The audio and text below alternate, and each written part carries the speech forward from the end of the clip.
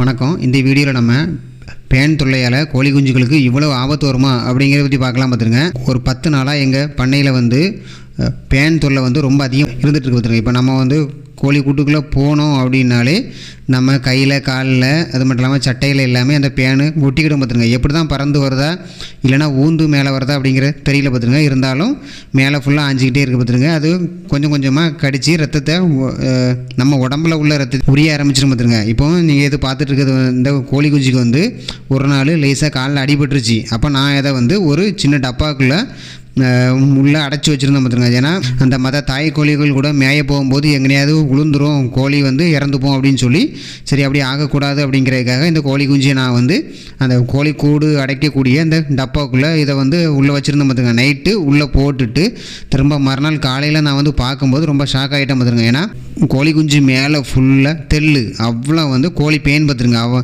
அது அந்த கோழி பேனு அந்த கோழி குஞ்சுகள் மேலே ஏறி அந்த ராத்திரி ஃபுல்லாக அதோட ரத்தத்தை ஃபுல்லாக உறிஞ்சி அந்த கோழி குஞ்சியே சாகடிச்சு பார்க்கும்போதே உங்களுக்கு தெரியும். பார்த்துருங்க, பொடிசாக ஊறிக்கிட்டே இருக்கும். பார்த்துருங்க, எவ்வளோ பேன் இருக்குதுன்னு பார்த்தீங்களா? இவ்வளோ பேன் ஒரு கோழி குஞ்சுகளை மேலே தாக்கும்போது அந்த கோழி குஞ்சுகள் கண்டிப்பாக இறந்து போச்சு. பார்த்துருங்க, இதை பார்க்கும்போது ரொம்ப கஷ்டமாக இருந்து. பார்த்துருங்க, ஏன்னா நான் எதுக்கடா இந்த டப்பாக்குள்ளே அந்த கோழி குஞ்சு அடைச்சி வச்சேன் அப்படிங்கிற மாதிரி எனக்கு ரொம்ப ஃபீல் ஆகிடுச்சு. பார்த்துருங்க, இதை நம்ம கட்டுப்படுத்தணும் அப்படின்னா எப்போவுமே நம்ம அந்த பண்ணையில் பேன் தொல்லை அதிகமாகிடுச்சு அப்படின்னாலே அதை முழுமையாக நம்ம கண்ட்ரோல் பண்ண வந்துருங்க. ஒரு சின்ன இடத்துல கொஞ்சம் போல் நம்ம மருந்து அடிக்காமல் விட்டால், நம்ம ஒரு டைம் மருந்து அடித்தோம் அப்படின்னா மிஞ்சி போனால் ஒரு 15 நாள் வரைக்கும் தான் அதோட எஃபெக்ட் இருக்க பார்த்துருங்க. அதுக்கு மேலே அந்த பேன் தொல்லைகள் உருவாகிரும். பார்த்துருங்க, அதனால் மேக்ஸிமம் ஒரு 15 நாளைக்கு ஒருக்கா இந்த பேனுக்குள்ளே மருந்தை நம்ம அடிச்சுக்கிட்டே இருக்கணும். பார்த்துருங்க, இப்போ இதுக்கு நோட்டிக்ஸ் அப்படிங்கிற பவுட்ரு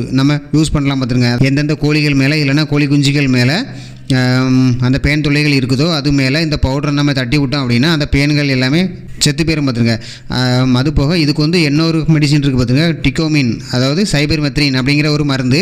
இந்த மருந்தை நம்ம ஸ்ப்ரேயர் மூலமாக ஃபுல்லாகவே அடிச்சு விடலாம். பார்த்துருங்க, பண்ணையில் எந்தெந்த இடத்துலலாம் பேன் தொல்லைகள் அதிகமாக இருக்கோ அந்த இடங்களில் ஃபுல்லாகவே நம்ம அடிச்சு விட்றலாம். பார்த்துருங்க, அடிச்சு விட்டாச்சு அப்படின்னாலே கொஞ்ச நேரத்தில் பேன் எல்லாமே செத்து போயிடும். பார்த்துருங்க, அப்படி இல்லை அந்த பேன் தொல்லை ரொம்ப அதிகமாகிடுச்சு, கோழிகளுக்கு அதிகமாக தாக்கிட்டு இருக்கு, அடைக்கோழிகளுக்கு அதிகமாக தாக்கிட்டு இருக்கு அப்படின்னா ஒரு சின்ன பாத்திரத்தை 1 லிட்டருக்கு 3 ml அப்படிங்கிற அளவில் நம்ம கலந்து அதை அந்த கோழியை நம்ம அந்த தண்ணிக்குள்ளே இருந்து முக்கி எடுத்தாச்சு அப்படின்னா அந்த பேன் முழுசாக அழிஞ்சிரும். பார்த்துருங்க, நன்றி.